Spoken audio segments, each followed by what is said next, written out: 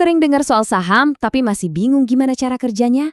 Tenang, kita bakal kupas tuntas semuanya dengan super simple, khusus buat kamu yang baru memulai. Yuk, langsung aja! Coba deh bayangin, punya sepotong kecil dari perusahaan yang bikin HP kamu, atau mungkin brand kopi langganan kamu tiap pagi. Kedengarannya keren kan? Nah, itulah sebenarnya inti dari saham.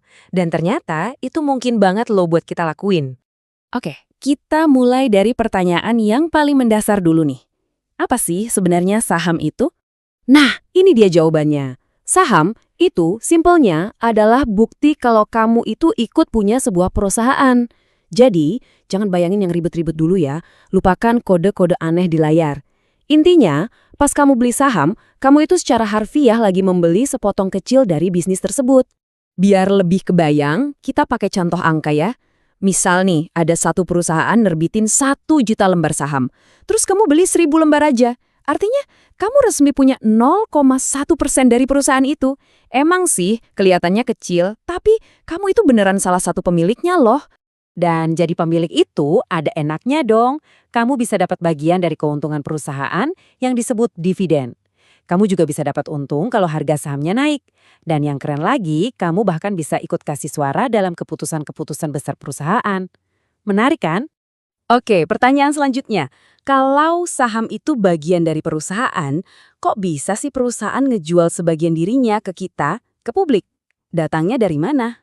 Jadi ceritanya gini, awalnya perusahaan butuh dana segar, butuh modal buat tumbuh. Mungkin buat bangun pabrik baru atau riset produk baru. Nah, salah satu caranya adalah dengan go public atau IPO.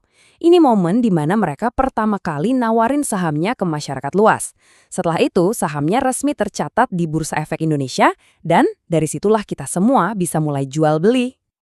Oke, perusahaannya udah jualan saham. Sekarang giliran kita nih sebagai calon investor. Gimana sih caranya biar kita bisa dapat saham itu? Ternyata langkah-langkahnya itu jelas banget dan nggak serumit yang dibayangkan. Pertama, kamu buka akun di perusahaan sekuritas. Anggap aja ini perantaranya. Nanti mereka bakal bikinin kamu rekening dana nasabah atau RDN. Ini rekening khusus buat transaksi saham. Udah gitu, tinggal setor dana ke RDN tadi, buka aplikasinya, dan kamu udah siap milih saham mana yang mau dibeli. Nah, ini nih yang sering bikin orang penasaran. Kalau kita lihat berita, harga saham itu kan naik turun terus tiap hari, bahkan tiap menit. Apa sih yang sebenarnya bikin harganya goyang terus?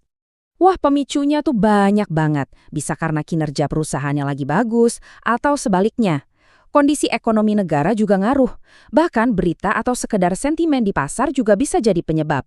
Tapi, semua faktor itu pada akhirnya cuma bermuara ke satu hukum ekonomi yang paling dasar, permintaan dan penawaran. Dan logikanya super simple, persis kayak di pasar aja. Kalau makin banyak orang yang pengen beli satu saham, artinya kan permintaannya tinggi ya harganya otomatis bakal kedorong naik. Sebaliknya, kalau orang-orang malah rame-rame pengen jual, penawarannya jadi membludak kan, nah harganya bakal turun. Sesimpel itu intinya. Nah, sekarang kita masuk ke bagian yang paling ditunggu-tunggu, keuntungan. Tentu tujuan kita investasi ya buat cari untung, tapi penting banget buat kita sadar selalu ada dua sisi mata uang. Di mana ada potensi untung, di situ juga ada resiko rugi. Cara untung yang pertama dan paling umum itu namanya capital gain. Ini adalah untung dari selisih harga. Gampangnya, kita beli saham pas harganya 1.000, ternyata beberapa waktu kemudian harganya naik jadi 1.500, terus kita jual. Nah, selisih Rp500 per lembar sahamnya itulah keuntungan kita. Cara kedua adalah dividen. Ingat kan kita ini salah satu pemilik perusahaan. Nah, kalau perusahaannya dapat laba, mereka seringkali bagi-bagi sebagian laba itu ke para pemilik saham. Jadi, walaupun kita nggak jual sahamnya, kita tetap bisa dapat pemasukan dari keuntungan perusahaan. Keren kan? Tapi selalu ingat sama mantra ini di dunia investasi. High risk, high return. Artinya, potensi keuntungan yang tinggi itu selalu datang sepaket dengan resiko yang tinggi juga. Nggak bisa dipisahin. Risikonya ini beneran nyata loh. Harga saham yang udah kita beli bisa aja malah turun di bawah harga beli kita. Atau bisa jadi perusahaannya nggak untung, jadi ya nggak bagi dividen. Bisa juga kondisi ekonomi lagi lesu yang bikin hampir semua harga saham ikutan jatuh. Ini semua bagian dari permainannya. Oke, dari semua yang udah kita obrolin, yuk kita coba tarik benang merahnya, kita rangkum biar makin jelas gambaran besarnya. Jadi siklusnya begini. 1. Perusahaan butuh modal, jadi mereka jual sebagian kepemilikan. 2. Kita sebagai investor beli kepemilikan itu lewat perantara. 3. Harganya di pasar bergerak naik turun tergantung seberapa banyak yang mau beli dan jual. Dan 4. Kita bisa dapat untung dari kenaikan harga atau dari bagi hasil keuntungan perusahaan itu. Simple.